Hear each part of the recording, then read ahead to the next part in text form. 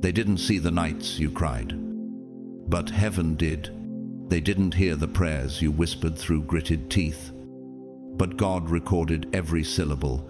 While others chased platforms, you were surviving spiritual warfare with no applause, no audience, no backup plan, just raw, trembling faith.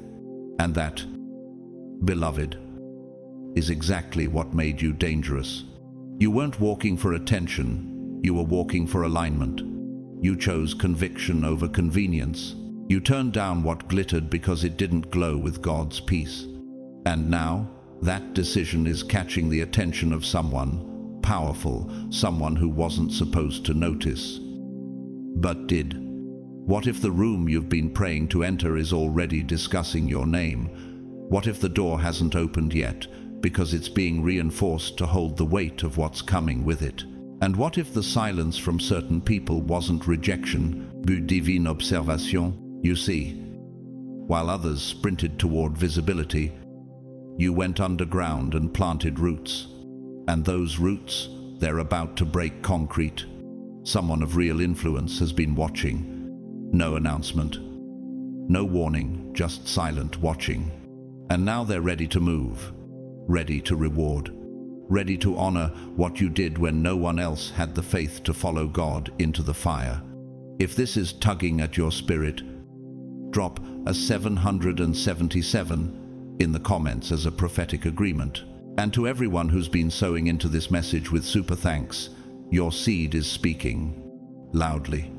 From the bottom of my heart, thank you for pouring into what God is birthing here. Because here's where it gets wild. The next chapter of your life isn't about proving your worth, it's about watching God reveal it. Let's go deeper. Let's talk about what happens when the reward comes not from the crowd, but from someone carrying a divine assignment and your name, God's chosen ones.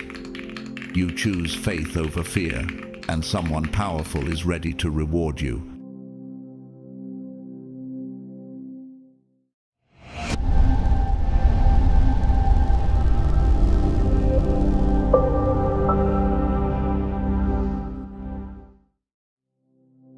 Number 1. You walked by whisper, not applause. You didn't just trust God, you risked everything on a voice no one else could hear. In a world that demands proof, you moved by revelation. While everyone else was looking for signs, strategies, and statistics, you were leaning into a whisper that made no sense to the crowd. Can you remember the first time you had to say no to something that looked perfect on paper? Have you ever watched doors swing open that most people would kill for only to walk away because the Holy Spirit said, "This isn't it"? What kind of person does that and doesn't go mad wondering if they've ruined their life? You chose what most people fear, to look foolish for heaven, like Noah, building an ark when there wasn't a single cloud in the sky, Genesis 6:13-22, like Mary, saying yes to an assignment that could have gotten her stoned under the law, Luke 1:38, like Abraham, walking up a mountain with his son, ready to sacrifice the promise, simply because God asked, Genesis 22:118. These weren't just acts of obedience. These were disruptions to logic, divine interruptions, moves that only make sense in hindsight. And still, you went. You walked out of high-paying careers with nothing but peace in your chest. You ended picture-perfect relationships that were Instagram-worthy but soul-suffocating. You skipped opportunities others begged for. Why? Because that internal nudge said, "This will cost you more than you're willing to admit." And here's what separates you. You didn't argue with God. You didn't draft a 5-point presentation to convince doubters. You just left, quietly, boldly, alone. That kind of obedience doesn't come from ego, it comes from intimacy. But let's be honest, didn't it feel like madness sometimes? Didn't you ask yourself in the dark, did I hear wrong? Or What if I gave up everything for nothing? And yet, you stayed faithful when no one was watching. Your footsteps were quiet, but they echoed in eternity. Now here's where it gets wild. Someone noticed. Someone powerful. Not just powerful by money or fame, but by influence. A person who has seen it all. The clout chasers. The crowd pleasers. The gifted but hollow-hearted performers. This person, a renowned film director, Ava DuVernay, once said, "If your dream only includes you, it's too small." She had to break away from the system to tell stories that mattered. And just like you, she chose purpose over popularity. That's what made you stand out to someone like her. They saw in you what they longed to see in the world, uncompromising integrity. You didn't kiss the ring. You didn't hustle to be noticed. You were too busy obeying, while others performed. You protected the sacred. While they built platforms, you built altars. It was your silence that screamed. It was your absence that grew roots. Do you realize how rare that is? In a culture that equates visibility with value, you became a rebel just by being still. Elias walked into a boardroom in Detroit, ready to sign with one of the nation's top venture capital firms. The salary, stock options, and status would have changed his life overnight. But as the executive slid the contract across the table, a stillness filled him. The Holy Spirit whispered, "If you take this, your soul will shrink." He stood up, thanked them, and left everything behind. A year later, that same firm collapsed in a scandal. Elias, he was teaching kids how to grow food in abandoned neighborhoods. His yes to silence became someone else's miracle, a tree growing alone in the middle of a dry plain. No crowd around it, no applause, just deep roots, stretching silently toward the water below. That's what you've been, not a wildfire burning loud and fast, but a steady flame that doesn't die in the wind. And now, here's the shift. The one who's been watching, scarred by betrayal, disillusioned by talent with no character, is ready to bless you. Not because you begged, not because you proved, but because you remained, because when no one clapped, you still carried the calling. The Lord rewards every man for his righteousness and his faithfulness, said David to Saul, 1 Samuel 26-23, and in the quiet chambers of heaven, the reward for your yes is already echoing. Number 2, you fought battles no one could see. Most people look for a way out when life turns black, but not you. You didn't just endure darkness, you stared it in the face and refused to blink. You didn't wait for someone to save you, didn't ask for a shortcut, and didn't build a plan B. You went to war with the unseen, with no map and no applause. How many times could you have walked away and no one would have blamed you? How often did giving up feel like mercy? What held you together when everything else was falling apart? You didn't keep going because you had all the answers. You kept going because something in your spirit screamed, "Forward is the only option." The fire didn't scare you, it formed you. It forged something that can't be taught in books or built in peace. When fear clawed at your chest and rest felt like a foreign concept, you fought anyway, and not for validation, not to prove anything. You kept fighting because something eternal had claimed you. That same defiance lived in Esther, who stood before a king knowing she could die. Esther 4:16. It lived in Daniel, thrown into a lion's den not because he rebelled, but because he refused to compromise his faith. Daniel 6:10-23, and it surged through Paul, beaten, shipwrecked, imprisoned, and still preaching with fire that couldn't be silenced.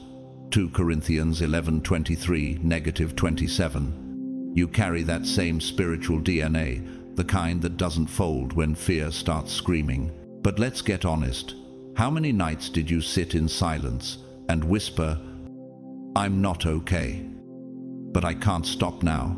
How many times did you wonder if anyone would ever see the war behind your smile, when everything felt unfair, when betrayal cut deep, when answers wouldn't come? Why did you still show up? That's the part the world doesn't teach. You weren't just surviving trauma. You were being sharpened through it.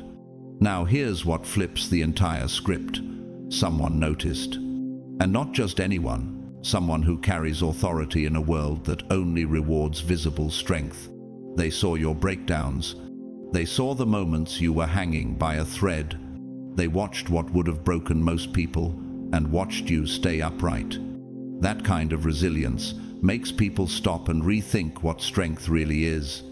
Malala Yousafzai, Nobel Peace Prize laureate and education activist, once said, "When the whole world is silent, even one voice becomes powerful." She survived an assassination attempt, not by becoming bitter, but by becoming bolder, like you. She didn't retaliate, she rebuilt. That's the kind of spiritual tenacity that makes kings listen and governments shift. Darius is a name few know, but his story has quietly moved hearts in Mexico City. A single father of 3.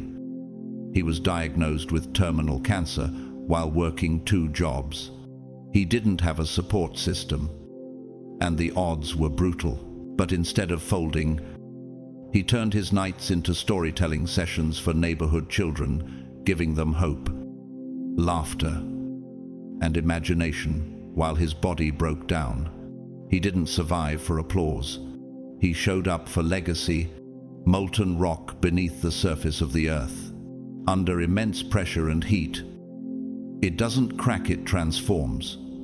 Over time, it becomes obsidian sharp, unbreakable, forged by fire and time. That's what you became in the dark. You didn't just endure pressure. You evolved under it. God saw it too. When you pass through the waters, I will be with you, and through the rivers, they shall not overwhelm you. Says Isaiah 43:2. And again in Psalm 18:39, you armed me with strength for battle. You humbled my adversaries before me. You didn't need a stage to prove your worth. Your scars became your sermon. And now, someone who carries real reach, someone exhausted by talent with no endurance, is ready to honor the warrior. You became in the dark, not because you shouted the loudest, but because your endurance whispered something eternal. This one didn't quit. Number 3. You chose movement without a map. The hardest steps are the ones taken in silence with no applause, nor roadmap, nor safety net. But you took them anyway. You walked away from comfort, from predictability, from what made sense on paper. You left people who loved you, systems that supported you, routines that stabilized you, all because something in your spirit whispered, "This isn't home anymore." Who has the nerve to abandon everything familiar without knowing what comes next? Who dares to follow a voice only they can hear when every other voice calls them back into safety? You didn't have a 5-year plan. You didn't carry certainty in your back pocket. What you had was conviction. What you followed was holy discomfort. And while the world called you reckless, heaven called you real. It wasn't rebellion. It was obedience. But let's be honest, how many nights did you cry in rooms you didn't recognize? How many times did you ask, why does obedience feel like exile? That's because obedience always costs more than comfort, and you were willing to pay. Like Abraham leaving his country without knowing where he was going, Hebrews 11:8. like Moses walking away from Pharaoh's palace to suffer with his people, Exodus 2:11-15, like Peter stepping out of the boat in the middle of a storm just to be near Jesus, Matthew 14:28-29. None of them had clarity, but all of them had calling, and so did you. You weren't chasing an outcome, you were obeying a frequency that couldn't be explained. And that's what separated you from everyone else, waiting for perfect conditions before moving. What if your movement into the unknown was never about destination, but transformation? What if you weren't losing control, you were losing what was never meant to hold you? What if the place you left was the one quietly draining your soul? You didn't move because you were bored. You moved because staying would have murdered your purpose. Staying would have kept your body alive, but your spirit buried. That's a price you refused to pay, even if no one else understood. Chimamanda Ngozi Adichie, award-winning Nigerian author and cultural thought leader, once walked away from the traditional academic route she was groomed for. Despite scholarship offers and expectations from her family, she chose to write stories. No one else was telling stories about colonization, womanhood, and identity. Critics didn't understand it at first, but her obedience to truth reshaped literature itself. Like you, she didn't need validation to begin, she just began. And because of that, millions were awakened to a truth that wouldn't have had a voice without her. Yes, Eva was a mother of 4 in the Bronx. Everyone praised her for holding her household together after her husband walked out. But late one night, with no savings and no plan, she packed her kids and left, not because of violence, not because of scandal, but because the Holy Spirit told her, there is no more growth here. She started over in a shelter, cleaned houses, sold handmade soups door to door. Today, she runs a business that employs dozens of single moms. No one clapped when she left, but heaven kept the receipts. Her children didn't grow up with luxury, but they grew up watching resilience dressed in faith. A river doesn't wait for approval to carve valleys. It just moves. It crashes through stone, curves around obstacles, creates new paths. It honors gravity, not popularity. And yet, over time, it leaves canyons where no one thought anything powerful could pass. That's you. Not predictable, not explainable, just quietly unstoppable. You didn't walk to be seen, you walked to stay aligned. And that alignment created ripples far beyond your awareness. God always honors footsteps that follow without knowing. Your word is a lamp to my feet and a light to my path, says Psalm Ma'avetisha Sera, Ma'avechamesh. And Isaiah 30:21 promises, your ears shall hear a word behind you, saying, this is the way, walk in it. When you turn to the right or the left, you didn't just hear the word, you walked it out. And every step away from comfort was a sermon no stage could hold. Now someone in power is watching from the edge of their own conviction. They saw your steps, saw your detours, saw your sacrifice. And while the world labeled you unstable, they recognized something they've been searching for, a person led by purpose, not applause. That kind of authenticity can't be faked, and it cannot be ignored. They didn't forget the day you walked away from applause to keep your soul intact. They remember how you moved when no one celebrated, and now they're ready to reward what the world misjudged. You didn't just believe, you proved your faith by the footprints you left behind and the silence you were willing to walk through to preserve your purpose. Number 4. Your silence was sacred warfare. You took hit after hit and said nothing, not because you were numb, not because you didn't have words, But because your silence was strategy, while they swung low, you stayed high. While they twisted truth, you guarded yours. What kind of person endures false accusation and walks away without defending themselves? What kind of spirit stays quiet in the middle of a storm of slander? You knew something they didn't. God was watching the replay in perfect clarity. He was catching angles they couldn't fake. And every dagger thrown at you in public was being archived in heaven's courtroom. You weren't ignoring pain, you were submitting it. You didn't stay silent because it didn't matter. You stayed silent because you knew it mattered so much that only God was qualified to handle it. That's not weakness. That's a spiritual sniper's discipline. When Joseph was thrown in prison for a crime he didn't commit, he didn't blast his innocence through the bars. He waited. Genesis 39-19:23. When Jesus stood before Pilate, falsely accused and mocked, he remained silent, not because he couldn't speak, but because he was already winning. Matthew 27-12:14. And when David was hunted by Saul and slandered as a threat, he refused to lift a hand against God's anointed, even when he had the chance. 1 Samuel 24-6:12. These weren't just stories. They were blueprints for how the chosen move when falsely accused. How many times did you feel the sting of betrayal and still smile in public? How many times did you wrestle with the temptation to expose someone who hurt you and chose to let God be your vindicator instead? When the rumors spread, when your name was twisted in rooms you'd never enter, when people believed lies because they were louder than your truth, what did it cost you to stay silent? The truth is, silence isn't passive. It's an act of war, a shield against ego, a demonstration of spiritual rank.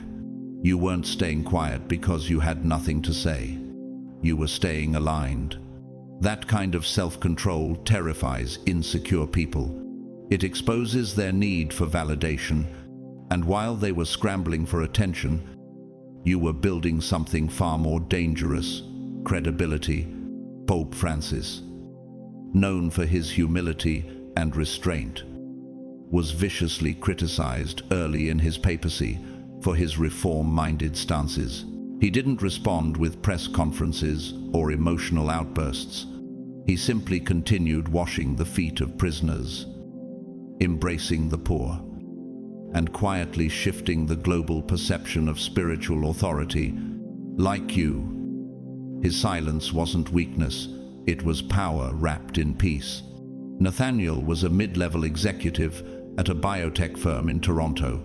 When his jealous superior falsely accused him of data manipulation, HR launched a quiet investigation. He had all the proof to clear his name and the dirt to destroy his accuser, but he felt led to wait. For 6 weeks, he said nothing. His silence cost him promotions and friendships. But when the truth surfaced, not only was he exonerated, he was promoted above the very man who tried to ruin him. His silence wasn't surrender, it was precision warfare. A snow leopard resting high in the Himalayas, surrounded by blizzards, invisible in plain sight. It doesn't roar to prove power, it conserves energy, strikes when the time is right, and disappears without a trace. That's you. Quiet, controlled, calculated, a threat hidden inside peace. You didn't lower yourself to prove a point. You waited for the mountain to echo it back in due time. The Lord will fight for you. You need only to be still. Exodus 14:14 and Proverbs 17:27 reminds us, the one who has knowledge uses words with restraint, and whoever has understanding is even-tempered. You weren't inactive, you were engaged in holy restraint, and heaven took notes. Now, someone with true influence is stepping out of the shadows, not because you impressed them, but because you convicted them. They saw what you didn't say. They felt the weight of how you carried pain with grace. In a world obsessed with volume, your quietness pierced deeper than noise. They're not showing up to reward a performance, they're honoring a posture. Because while the crowd was looking for clout, heaven was looking for character. And you delivered. Your silence wasn't absence, it was sacred warfare. And now, it's harvest season for everything you endured behind sealed lips. Number 5. You chose conviction over comfort. You had every reason to choose the safer route. Every voice around you echoed the same advice. Take the stable job. Sign the easy deal. Join the crowd that's already clapping. It would have looked smart. It would have sounded wise. But you saw it for what it really was. A trap wrapped in strategy. A shortcut lined with soul erosion. And instead of giving in, you walked away. Not because you had a backup plan, but because your soul screamed louder than logic. Who does that? Who willingly passes up comfort without knowing if anything better is waiting? You weren't reckless. You were awake. You recognized that fear often dresses up in common sense, and that the crowd always calls disobedience wisdom when obedience looks foolish. How many times did you feel the pressure to justify your decision to people who would never understand your depth? How many nights did you wrestle with the loneliness that came after walking away from what looked like a once-in-a-lifetime opportunity just because your spirit said no? You carry the same fire that burned in Shadrach, Meshach, and Abednego, who refused to bow even when threatened with fire. Daniel 3:16-18. The same awareness that led Nehemiah to say no to a seemingly harmless meeting because he discerned it was a trap. Nehemiah 6:2-4. The same clarity Esther had when she risked everything to step into her royal assignment. Esther 4:14-16. You didn't just walk away from comfort. You walked into consecration. And that's not something most people will ever understand until the cost of their compromise catches up to them. What if that deal you declined would have become the very chain you couldn't later break?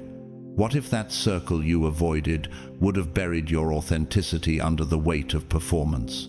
What if God wasn't testing your ability to win, but your willingness to walk away? You passed the test not by grabbing power, but by letting go of what looked good but didn't feel holy. Arianna Huffington, founder of the Huffington Post, once walked away from a corporate trajectory and a powerful media partnership because it was draining her soul. People said she was sabotaging her future, but instead of shrinking, she created a movement centered on rest, wellness, and mindful living, reshaping how the world sees success. Her shift was seen as irrational, but years later, the same voices called her prophetic. You understand that arc, don't you? The price of being early, the cost of choosing legacy over applause. Jordan was an up-and-coming interior architect in Berlin. At 27, she was offered a contract with a massive hotel chain that would have set her up for global success.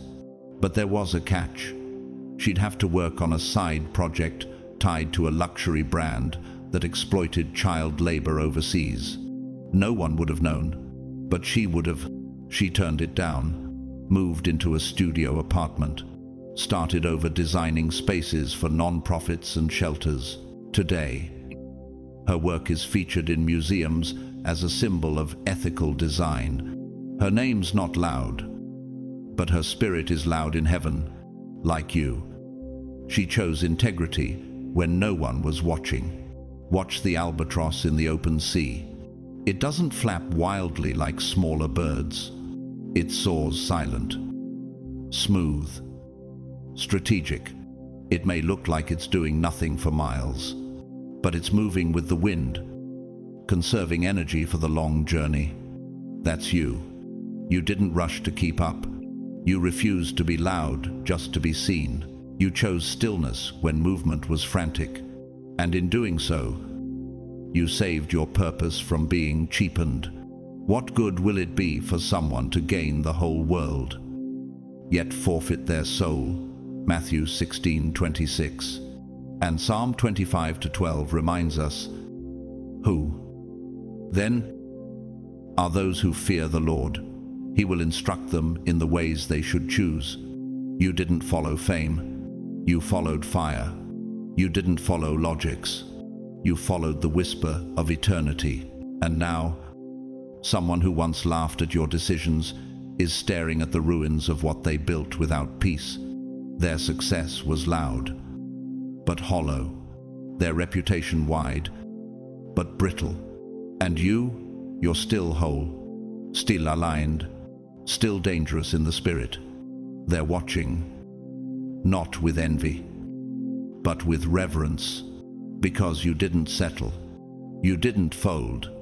You didn't silence your convictions to fit inside systems not built for your calling. Now, doors that once ignored you are being opened not because you knocked louder, but because your refusal to sell out unlocked them.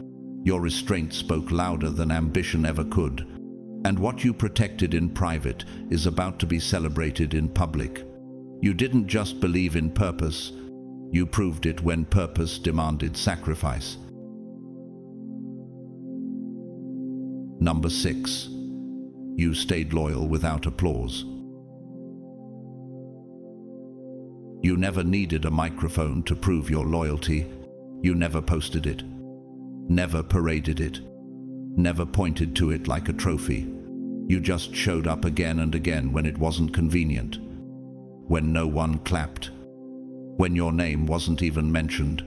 You stayed loyal to your calling, to the people God handpicked to walk beside you, and to the standard of truth, even when it would have been easier to drift. Who does that in a world that only rewards what's visible? You endured seasons where your faithfulness felt invisible. You poured into places that looked barren. You gave when no one gave back. You remained steady in rooms that no longer celebrated you. And your commitment never cracked under the silence. How many times did you wonder, does any of this even matter? How many days did you want to walk away?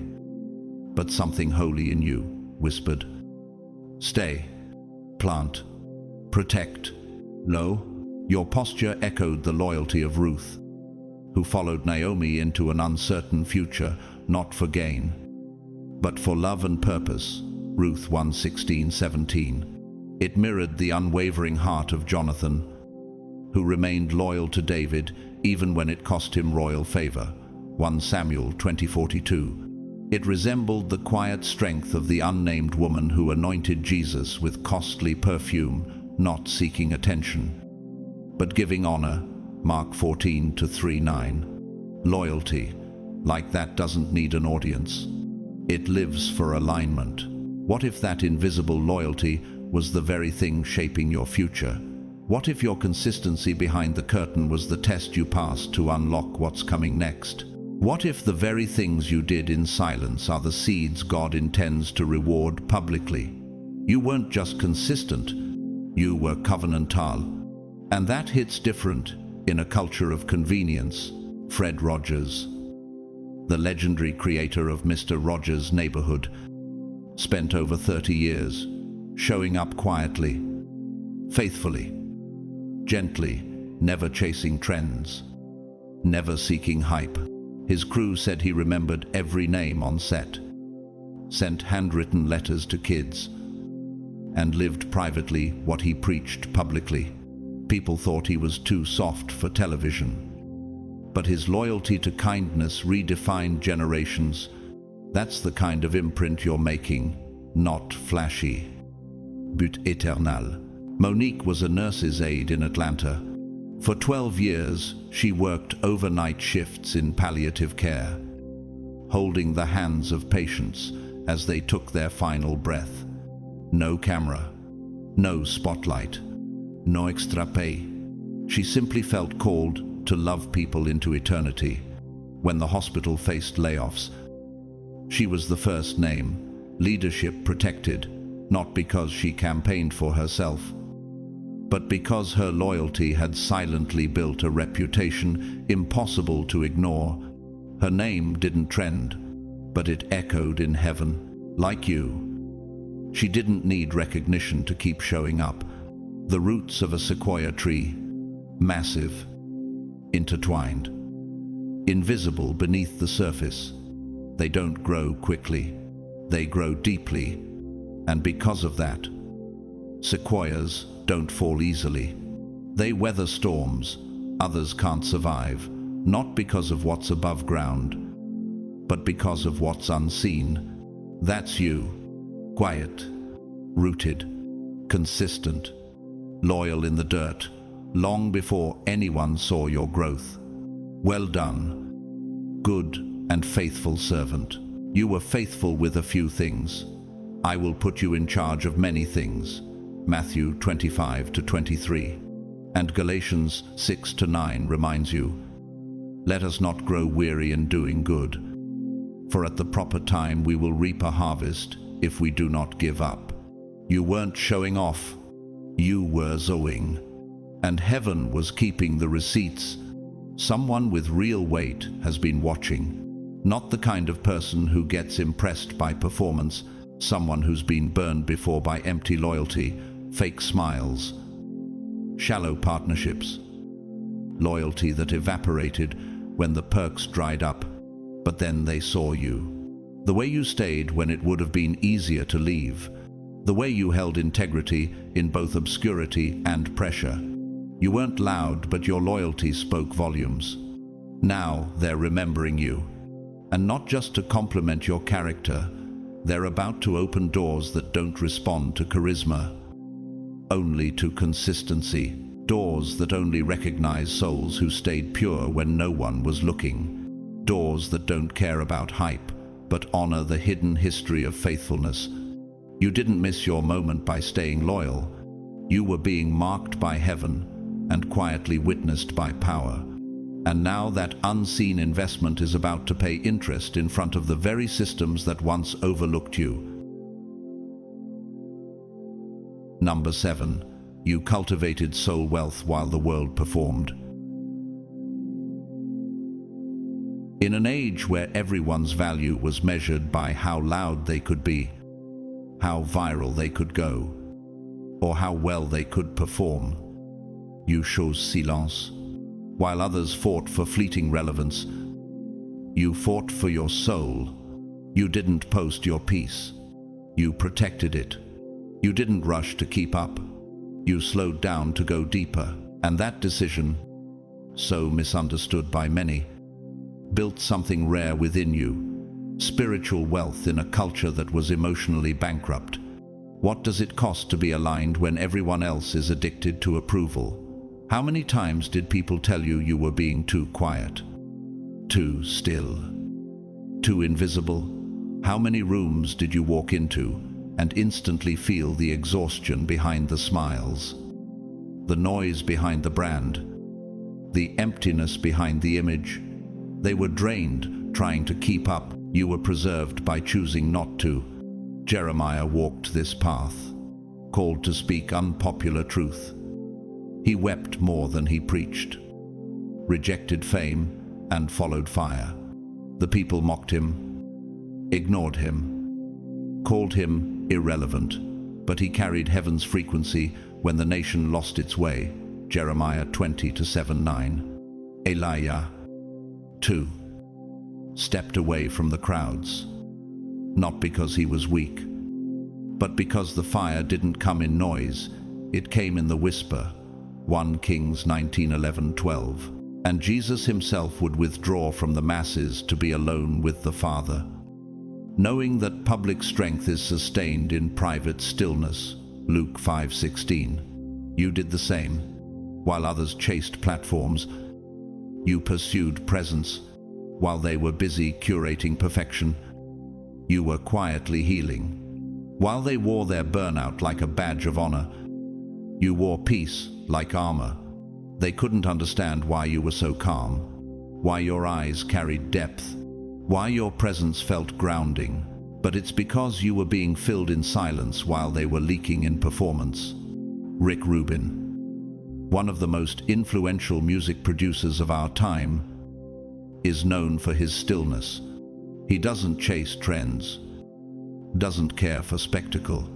He sits barefoot on floors, listens deeply, and draws out soul from artists who have forgotten theirs. In a world of ego-driven entertainment, Rubin's spiritual clarity became his signature. He didn't become legendary by being loud. He became magnetic by being clear. That's what you carry, depth. And that kind of wealth is timeless.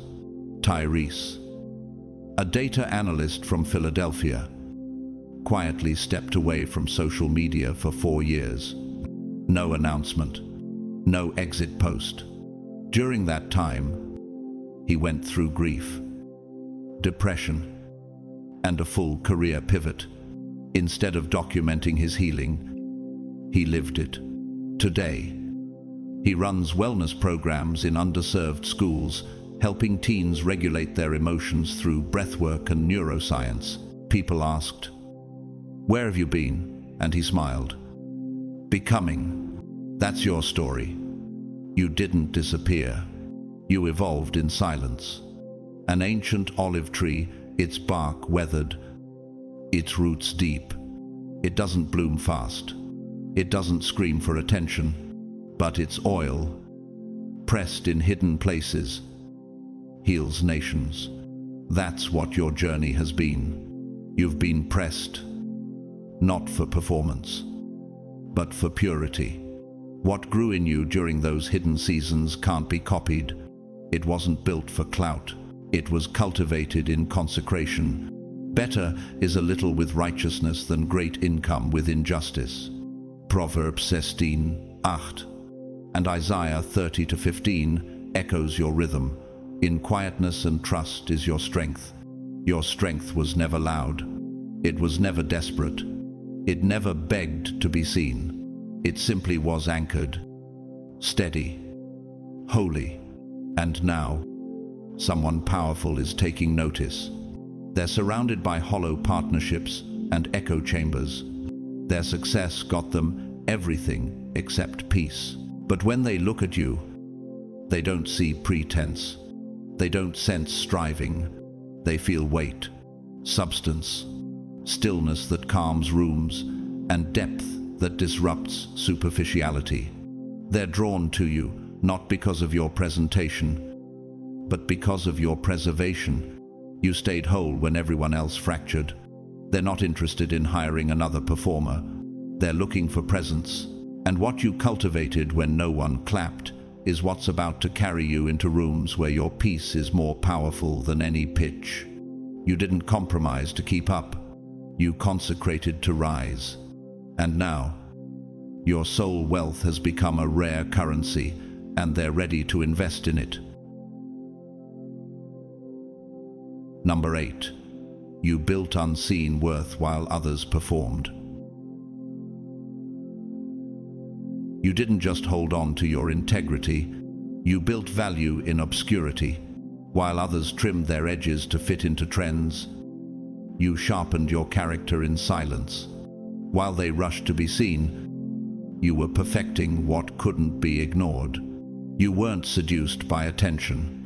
You were anchored in assignment. Even when nobody was watching, when your name was left off the list, when the crowd skipped right over you, you kept building. And what you built wasn't just visible, it was valuable. How many times did you wrestle with the temptation to cut corners, just to finally be recognized?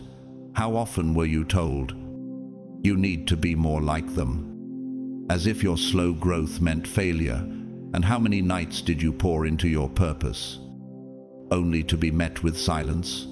But you didn't stop, because your why was bigger than your need for applause. And that's what makes you dangerous now. You walk in the footsteps of Noah, who spent decades building an ark with no rain in sight. Genesis 6:14-22. He was mocked, ignored, dismissed, but he stayed focused. Joseph, thrown into prison for doing the right thing, refined his gifts behind bars, not to impress men, but to honor God. Genesis 39 to 23. Even Paul, when called by heaven, spent years in Arabia and Tarsus before stepping into public ministry. Galatians 1:17-18. Heaven does its best refining in hidden seasons, and you've lived that truth. What if you were never overlooked? You were just being preserved. What if the silence wasn't neglect, but a filter, protecting you from counterfeit opportunities that would have diluted your worth? What if God hid you not to delay your purpose, but to develop your roots so deep that no platform could shake you once the light hit? Shigeru Miyamoto, the legendary creator behind Nintendo's greatest titles, once said, "A delayed game is eventually good, but a rushed game is forever bad." He spent years quietly crafting worlds no one had imagined yet. When others prioritized deadlines, he prioritized depth. And today, his work has outlived trends. Like you, he wasn't loud, but his creation became legacy. Daniela, a high school music teacher in Detroit, spent over a decade composing orchestral pieces in her tiny apartment after long workdays. No label, no agent, just notebooks and faith. She submitted her work to competitions and heard nothing until a famous composer discovered her manuscript online. That piece now scores an international documentary on healing. She never asked to be seen. She just refused to stop creating. Beneath the silent waves of the Namibian sand dunes, movement is constant, grain by grain. The wind reshapes what appears frozen, while the surface seems still. Something unseen is always forming beneath. That's what your journey has been: slow, sacred, and invisibly unstoppable. Do not despise these small beginnings, for the Lord rejoices to see the work begin. Zechariah 4:10. And in Psalm 1-3, it's written, "They are like a tree planted by streams of water, which yields its fruit in season." You didn't just plant, you matured. You didn't chase spotlight, you became one. Your obedience became architecture. Your silence became strategy. Now, someone with real reach is noticing. They've been surrounded by loud branding, exhausted by shallow hype, weary from charisma without character. But when they see you, they recognize something rare: power without performance. You didn't become magnetic by being loud. You became necessary by being real. And that's what they've been searching for. They don't want a voice, they want a vessel. And what you carry is no longer hidden. It's been proven. It's been purified. It's been pressure tested in seasons where most would have given up. While others were trending, you were transforming. While they counted likes, you counted costs.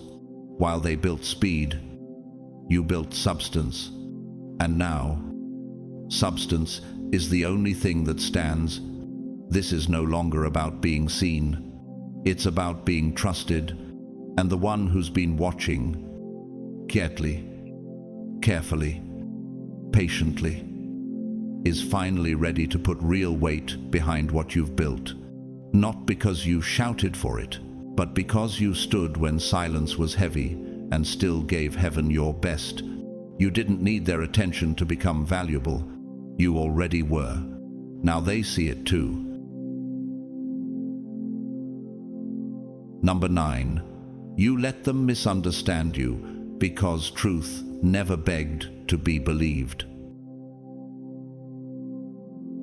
You didn't just let them talk. You let them misunderstand you, and that takes a kind of strength this world can't measure. In a culture obsessed with hot takes, viral comebacks, and defending every move online, you chose the opposite. You chose peace over proof.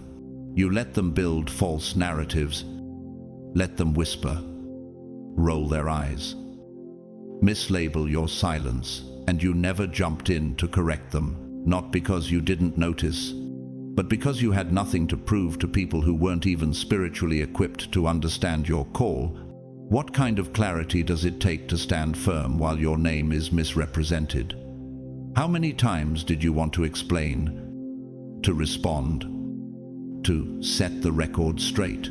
And what kind of faith does it require to stay grounded in what God told you when no one else sees it yet? Most people would have folded, but you knew. Truth doesn't require trending, it just requires time. You moved with the patience of Jesus, who stayed silent before Pilate, Matthew 27-14. You mirrored Moses, who let his leadership be doubted again and again, even by his own people, yet never tried to beg for respect, Exodus 16-2-8. And you carried the wisdom of Mary, the mother of Jesus, who pondered things in her heart, while the world around her couldn't comprehend the miracle she was carrying, Luke 2:19. You weren't confused. You were consecrated. You weren't ignoring them. You were listening to someone higher. And the stillness you chose wasn't weakness, it was wisdom. Your silence wasn't a void. It was proof you had already heard from God and didn't need to crowdsource confirmation. Most people can't handle being misunderstood because their identity depends on external agreement.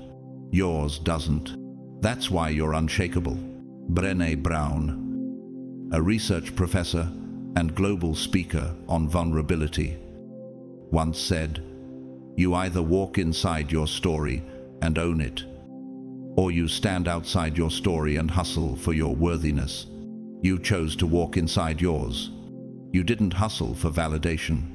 You embodied internal clarity. And that's why now you're standing out without trying to.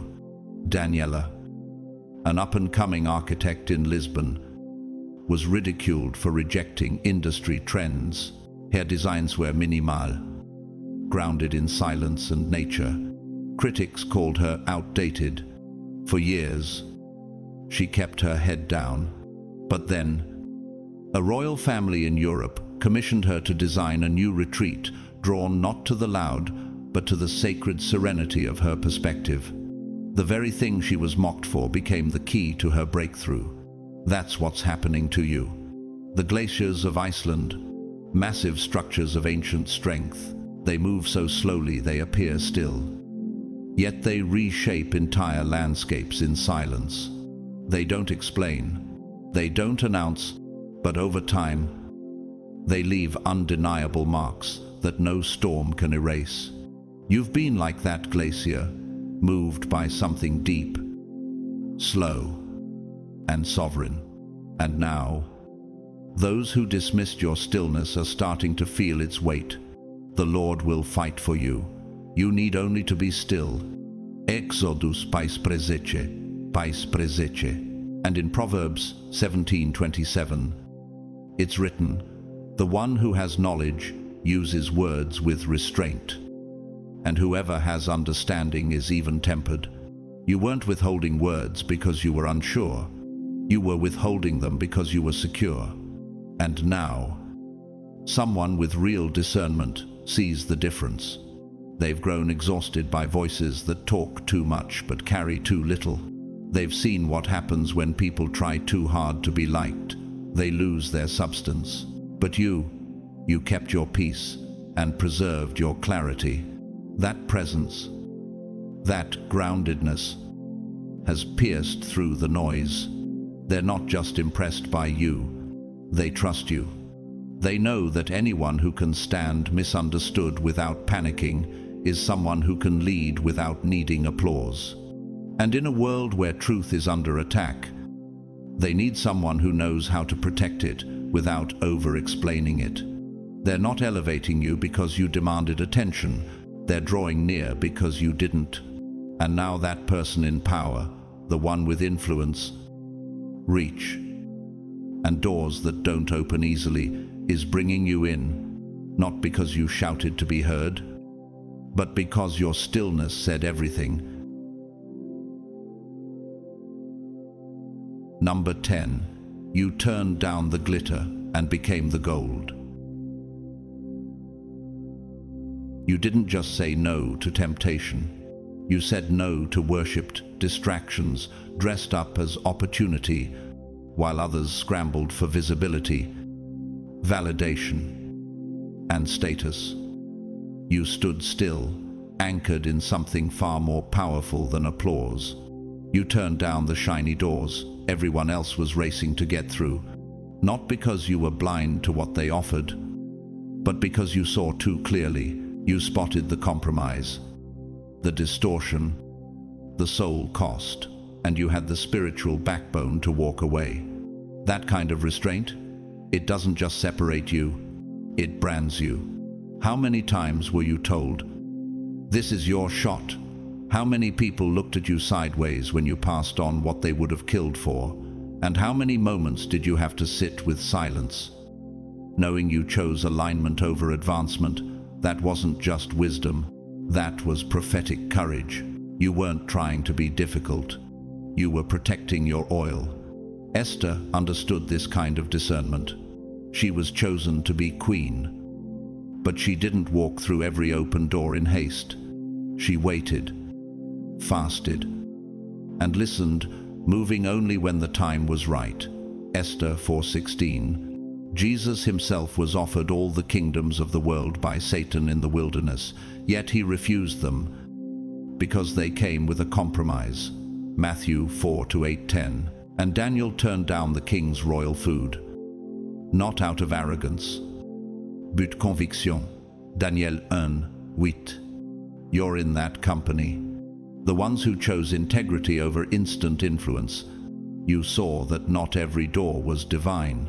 Some were decoys, sent to tour your destiny.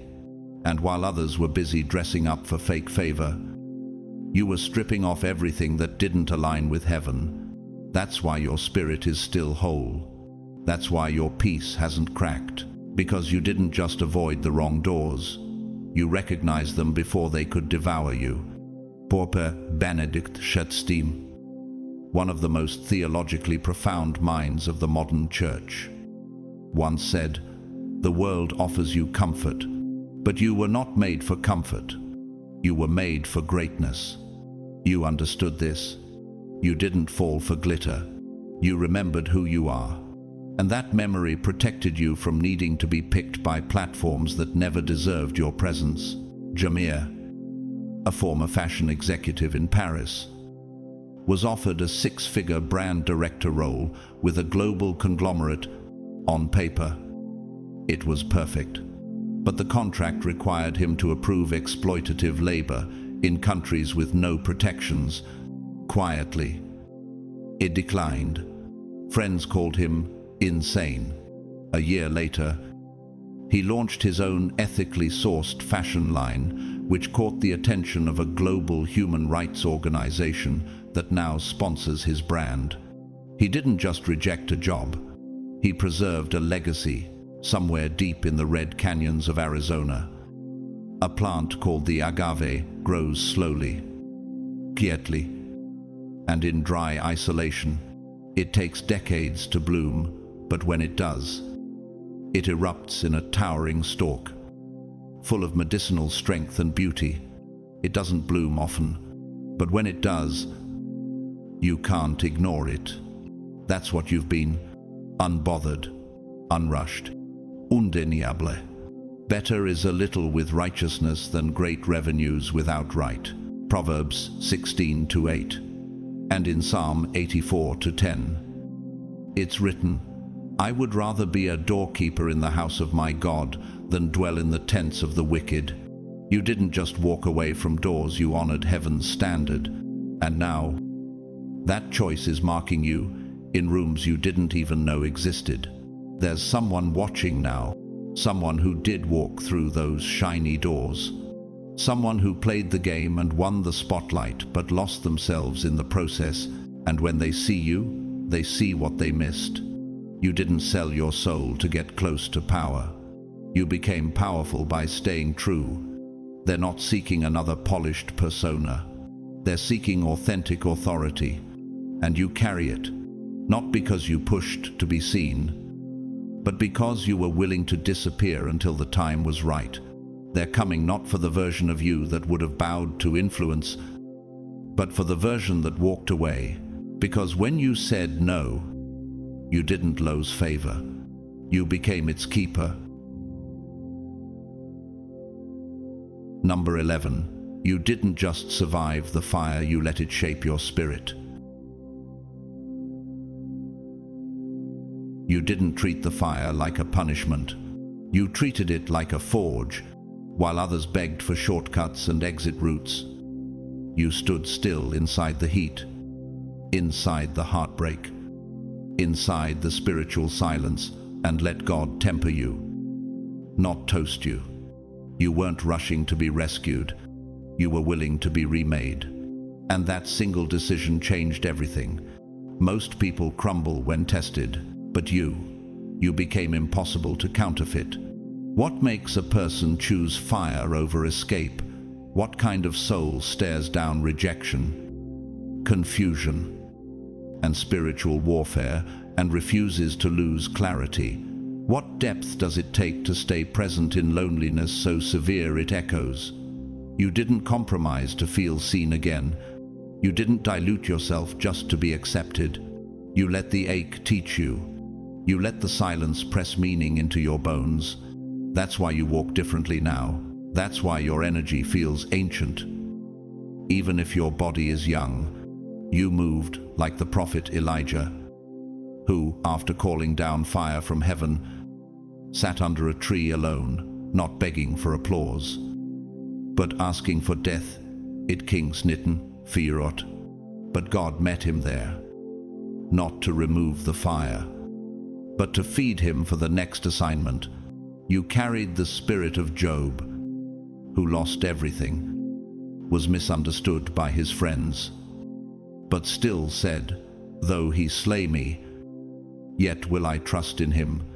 Job 13:15. And like Shadrach, Meshach, and Abednego, you stood inside a literal furnace, not hoping to avoid the flames, but knowing God would walk with you in them. Daniel 3:25. You didn't need answers. You needed alignment, and you got it. That's why there's a stillness to you now, a spiritual gravity. It's not trauma, it's transformation. People can't always articulate it, but they feel it. You've been through something real, and instead of breaking, you absorbed the fire until it obeyed you. You carry the kind of peace that makes chaos back down without raising your voice. Cardinal Raniero Cantalamessa, preacher to the papal household under 3 popes, once said, "Holiness is not about not falling, but about rising quickly after we fall, and letting the fire of suffering make us transparent to the light of Christ." You reflect that kind of light now, not because you perform it, but because you lived through the kind of spiritual furnace most people avoid at all costs. Lucien, a high-level security consultant, spent 6 years in isolation after being falsely accused in a corporate sabotage case.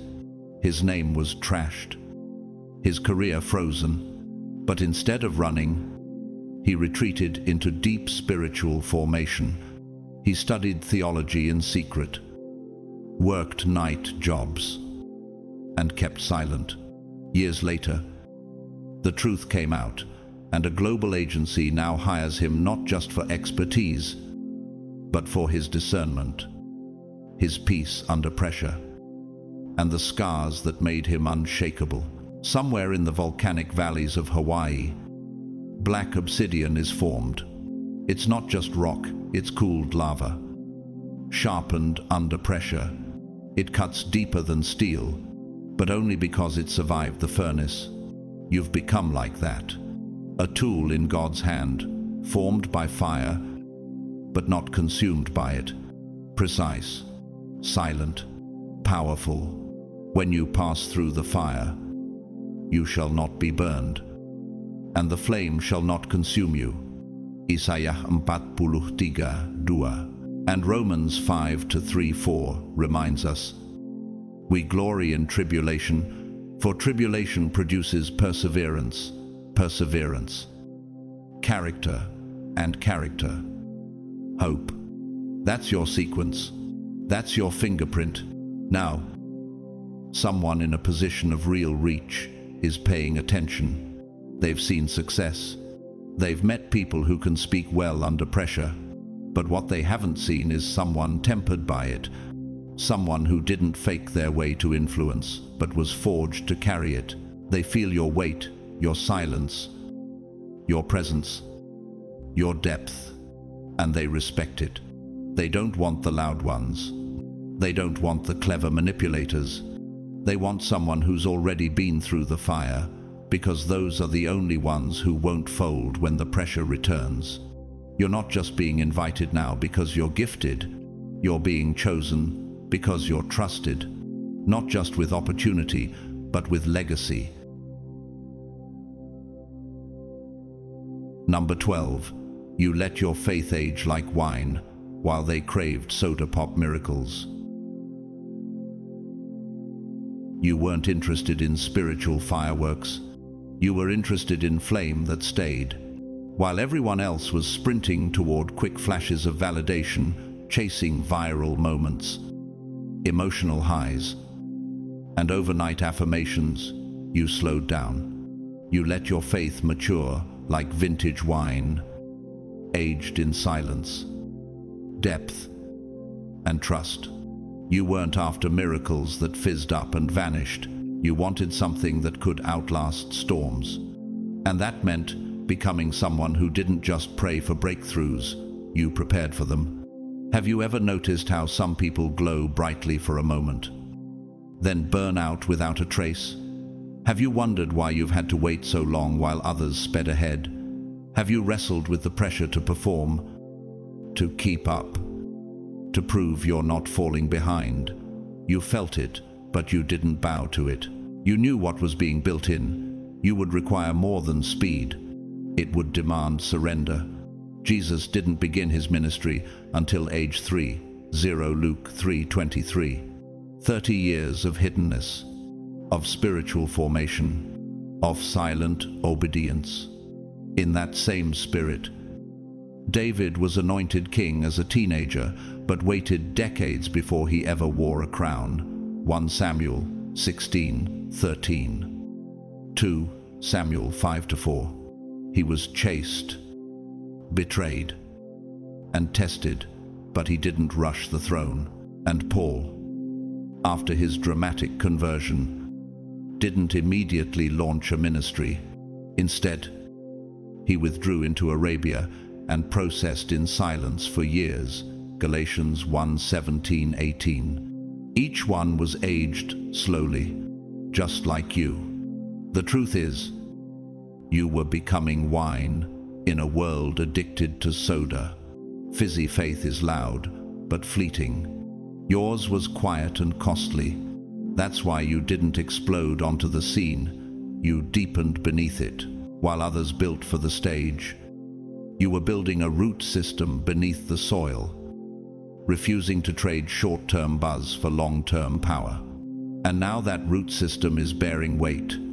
Maya Angelou, the legendary poet and civil rights icon, once said, "All great achievements require time." She was 41 when her breakthrough memoir, I Know Why the Caged Bird Sings, was published after decades of work behind the scenes. She didn't race to be seen. She let her voice be formed through time, pain, and truth. And you, too, were willing to become before being celebrated. Anita, a midwife in rural Portugal, spent 15 years serving quietly, no spotlight, no fame. She helped deliver over 900 babies in secret homes and remote villages. She turned down interviews and refused awards. People said she was wasting her potential. But one day, a global maternal health NGO heard about her work because one of the babies she saved became a national journalist. Anita didn't chase recognition. It came looking for her. A tree like the giant sequoia. For its first few years, it barely breaks through the earth, while other plants bloom fast and fade. The sequoia is anchoring itself deep, slow, unshakable, and then, decades later, it rises to heights no flower could ever touch. You've been growing like that, hidden, rooted, unbothered by applause, prepared for permanence. But those who wait on the Lord shall renew their strength. They shall mount up with wings like eagles, Isaiah 40-31, and Ecclesiastes 3:11 declares. He has made everything beautiful in its time. You didn't try to control the clock. You trusted the God behind it. And now, your strength isn't just visible, it's trusted. That's why someone in power is paying attention. Not because you were loud, not because you marketed yourself well, but because your life feels different. They've seen people with big personalities and no backbone. They've seen launches with no legacy. But when they look at you, they see durability. They sense wisdom in your restraint. They know you can carry what would crush others. They're done with hype. They want holy. They're tired of sparkle. They want stability. And that's what you are now, solid, seasoned, sacred. They've watched people rise on charisma and fall from a lack of character. But you didn't blow up. You grew up, and in a world still addicted to instant, that makes you rare. That makes you essential. Number 13. You never needed a pulpit because your life was the sermon. You weren't chasing the spotlight.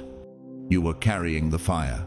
In a world obsessed with platforms, microphones, and titles, you took the opposite route.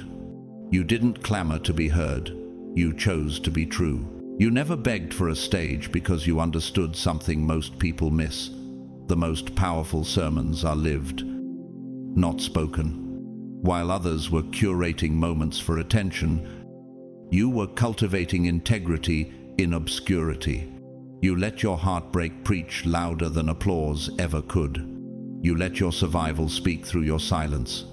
And even when no one was clapping, something in the spirit realm was standing to attention. Your quiet endurance, your grace under pressure, your refusal to collapse into bitterness when betrayal came, that became the sermon they couldn't ignore. You didn't memorize scriptures just to quote them. You became living proof of them. Has it ever hit you how many people can quote truth but can't live it? Have you ever sat in a room full of noise and realized your quiet truth had more weight than the loudest voice? Have you felt the tension of being overlooked, not because you lacked depth, but because your truth made people uncomfortable? That wasn't rejection. It was divine separation. You were walking like Joseph. Long before Pharaoh called for you, Genesis 41-14, silent, steady, misunderstood. You were living out the lesson before the invitation came. And like Daniel, your consistency under pressure spoke for you in places where others compromised for survival. Daniel 6:10. You weren't flashy, but you were faithful, and heaven honors that. Jesus himself didn't scream his truth, he embodied it. I am the way, the truth, and the life, he said, John 14:6. And he walked it even when mocked, beaten, and crucified. No podium, no applause, just presence. You've been doing the same in your own wilderness, becoming the sermon the broken didn't know they needed. Jean Vanier, a Canadian humanitarian and philosopher, founded the L'Arche movement, a global community where people with and without intellectual disabilities live together with dignity. He didn't preach flashy sermons. He washed feet, listened deeply, carried pain quietly. His life was the message.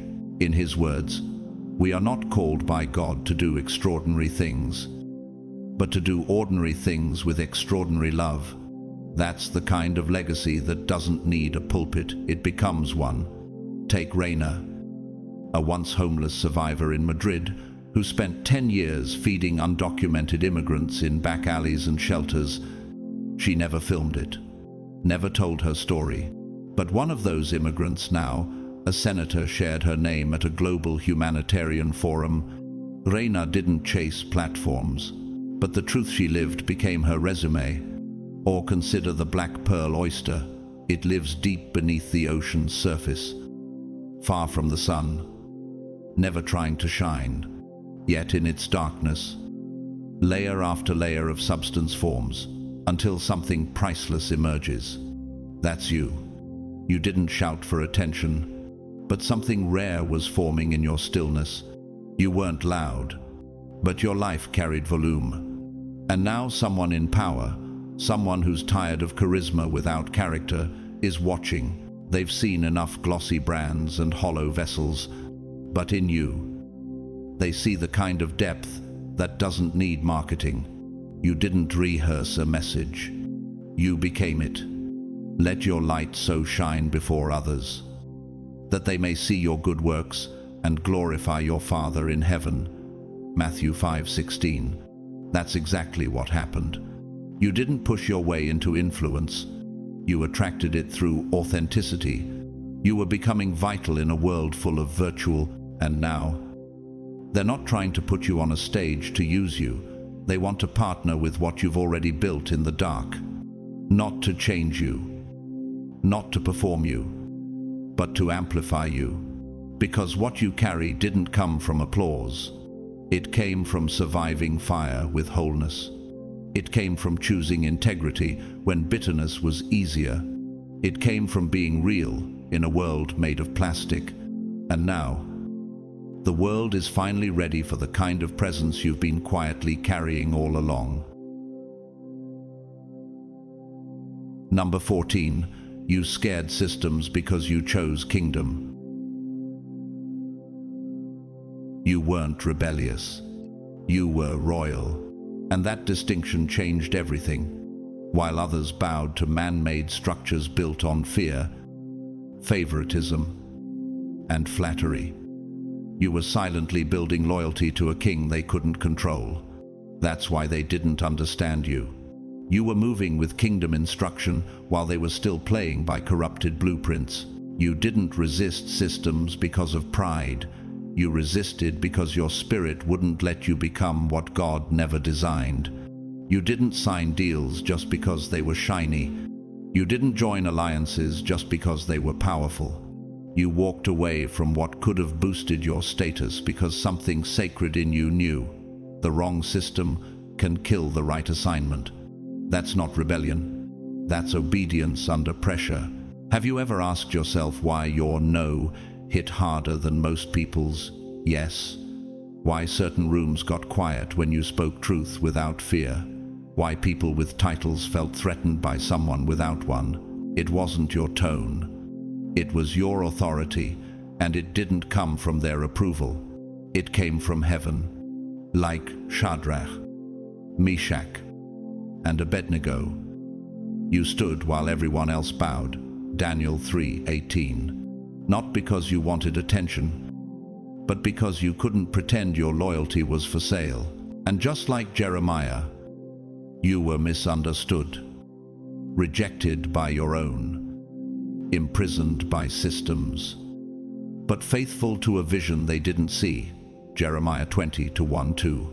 That kind of integrity doesn't just challenge broken systems, it terrifies them. You weren't trying to be disruptive.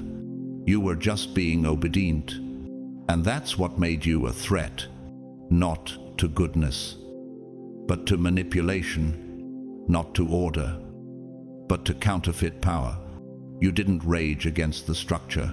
You simply refused to let the structure define you. That is what shook their grip. Bible verse? Do not conform to the pattern of this world, but be transformed by the renewing of your mind. Romans 12:2. You lived that. You didn't just post it. You didn't flirt with empire to survive. You walked with the kingdom to thrive.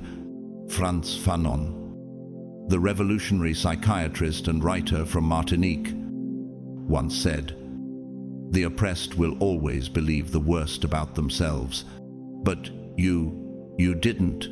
While others internalized the lie that they had to become small to be accepted, you stayed big in spirit. Even when that meant being exiled, you reminded those watching that it's possible to be powerful and principled. That scared them. Take Marcellus, a corporate whistleblower who walked away from a 6-figure job because he discovered financial exploitation of single mothers in his firm's lending algorithms. Everyone told him to shut up and rise quietly. Instead, he chose righteousness.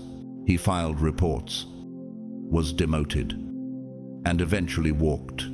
Years later, the company collapsed, and the new CEO, the intern Marcellus once mentored, now they're inviting him back. Not as a pawn, but as a partner, because truth never dies. It waits. Or picture the giant redwood tree, towering and ancient, whose roots stretch wide beneath the forest floor. It doesn't fear storms. It outlasts them. While younger trees break or bend, the redwood anchors. It doesn't have to fight the system, it outgrows it. That's you. They tried to contain you, but you were never born to fit. You were born to expand.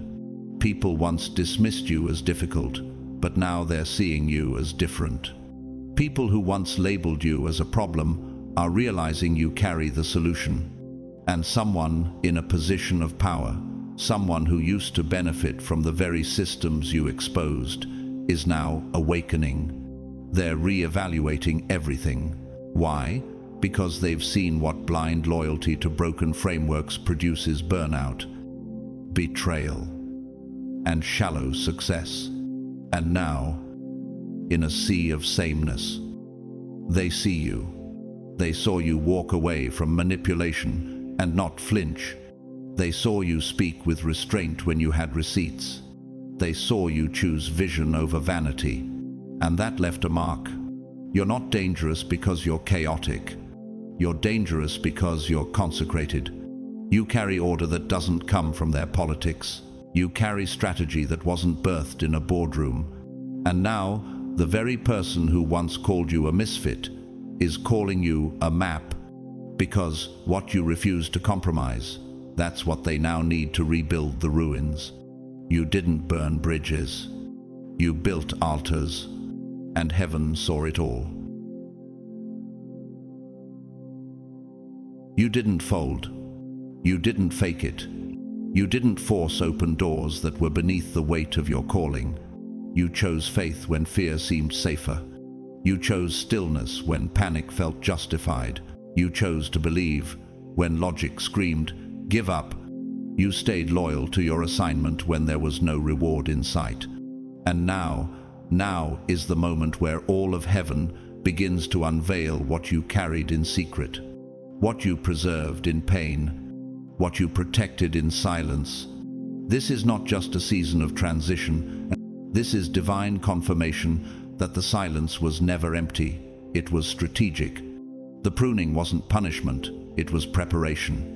And every single act of quiet obedience, every decision to walk away from what glittered but didn't align, every step you took in the dark without applause, all of it mattered. Heaven recorded it, and heaven is about to reward it. The time is coming where your name will rise, in rooms your feet have not yet entered, where the very people who misunderstood your conviction will witness your elevation, where someone with true authority, someone who has real power, not just platform, is being drawn to what you carry, and is now ready to honor it. You didn't play the game. You didn't beg to be chosen. You chose yourself when no one else did. and that alone marked you as rare, set apart, untouchable. Now the reward is chasing you, not because you were loud, not because you performed, but because you stayed true. So let me leave you with this. What if the room you were made for is already being prepared with your name on it? What if the connection you thought passed you by was actually being delayed until you were ready to receive it? What if, all along, you were never behind, you were hidden, covered, preserved for such a time as this? If this message has pierced something deep in you, don't keep it to yourself. Someone you love might be on the edge of giving up, and this truth might be the thing that pulls them back into alignment. Share it. Let it travel. Let it minister. Leave a comment down below and tell me what resonated with your spirit the most. This space isn't for empty noise, it's for remnant voices. For the real ones who know what it feels like to obey in the dark and believe without proof. Subscribe to this channel if you haven't already. Turn on your notifications so you never miss when a word is sent with your name on it. Because what you just heard, it wasn't just content. It was confirmation. It was assignment. It was breath for the weary. If you feel led, support the channel through super thanks. Your gift helps this message reach even more chosen ones across the world.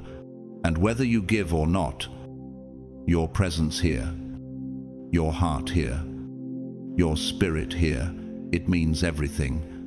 To the ones who didn't fold when it got quiet, to the ones who stayed obedient when the cost got high, to the ones who walked away from fake favor just to stay in divine alignment. Heaven is proud of you. I declare over your life. May the doors that open next shock you with their precision. May the rooms you enter recognize your spirit before you even speak. May the people assigned to bless you find you without delay. May the favor of God locate you and flood every forgotten place. You are not late. You are not lost. You are not overlooked. You are right on time. Thank you for walking this journey with me. And now go walk like the reward is already chasing you, because it is.